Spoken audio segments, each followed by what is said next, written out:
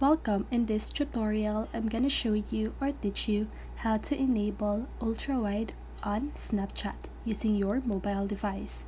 So if you want to know how I did it, just keep on watching. So first of all, you want to open your Snapchat. And as you can see at the right side, you can see a lot of options, right? So when you click on the plus sign, you can see the different options. So if the ultra-wide is available on your country, you should see it here, okay? But as of mine, I don't have that feature yet because it is not available on my country. So I'm just gonna show you what it's look like.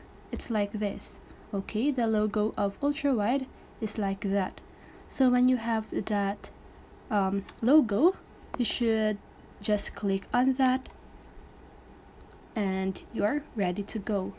So the other way for you to get the ultra-wide is to go and open your app store and search for Snapchat. As you can see here on my button that it says update, so you just want to click on that and you just need to wait for it, and once it is done updating, you should check again on the Snapchat app and check if you have the ultra-wide feature. Okay, so that's it. That is how you get the ultra-wide on Snapchat using your mobile device. So I hope this video helped you, and if it did, make sure to like, subscribe, and hit the bell notification so you won't miss a video.